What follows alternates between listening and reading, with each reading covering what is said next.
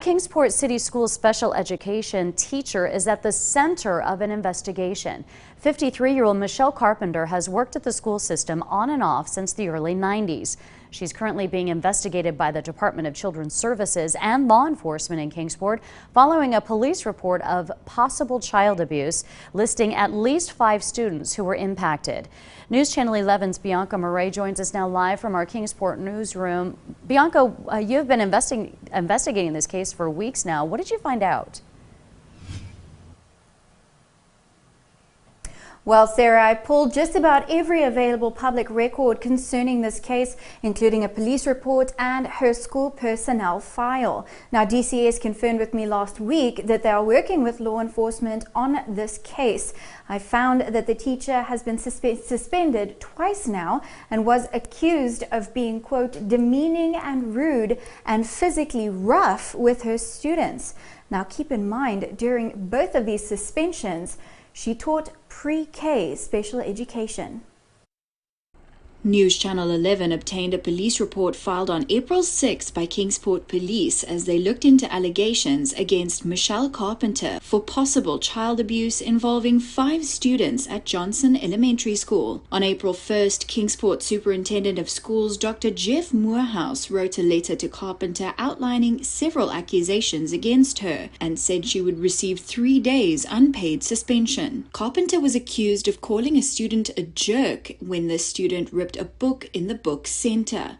This student had autism. Carpenter responded in a rebuttal letter, writing that a teaching assistant responded to the situation and brought the book to her after taking it from the student. She claimed she did not speak to the student in that case. Carpenter was accused of being rough with her students by, quote, grabbing, jerking, or pulling students. One incident alleged that she forced or pushed a child to the floor on their stomach when they would not immediately comply with her direction to lay down for quiet time. Carpenter said she could not speak to the specific incident listed in her suspension letter, but described strategies she'd used to initiate quiet time with her students. Carpenter said, quote, many students in the program have communication delays, which includes receptive language delays. Because quiet time is not a regularly occurring activity, it is not a familiar activity to students, and they don't understand what to do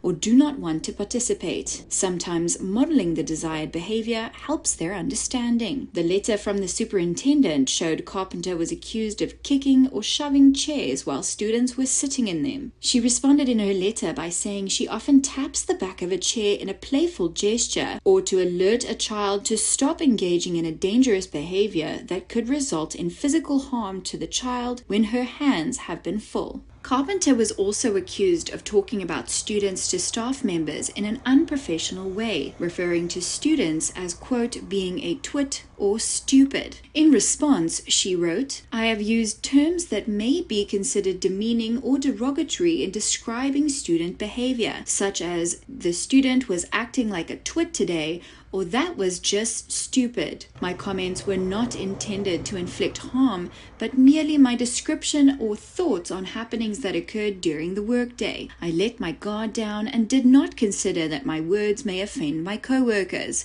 For this, I do apologize. 2 years earlier, in 2020, Carpenter received a 2-day unpaid suspension for similar accusations. She denied those allegations as well. Carpenter wrote, quote, one cannot correct what is not made known to them, saying the administration never told her about her perceived wrongdoings before doling out her suspension, and thus claimed she was not given the opportunity to correct her actions before being reprimanded so officially. Since April of this year, she has been transferred from Johnson Elementary School, where both suspensions originated. She is now employed as a special education teacher for the DB Excel program. The Department of Children's Services confirmed its office is working with law enforcement and the school system on the investigations into the allegations against Carpenter. Kingsport Police Department confirmed the case is being investigated by its Criminal Investigations Division. Carpenter is currently on leave from the school system for the remainder of the school year.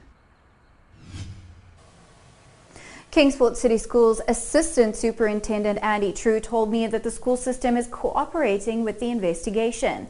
He says not every parent was notified of the alleged abuse in 2020 or this year, but that parent notification is handled on a case-by-case basis. He added that any further disciplinary action would depend on the outcome of the investigation. Live in Kingsport, Bianca Murray for News Channel 11. Bianca, thanks. And News Channel 11 did attempt to contact Michelle Carpenter for an interview. We have not received a response. You can watch Bianca's full report on WJHL.com.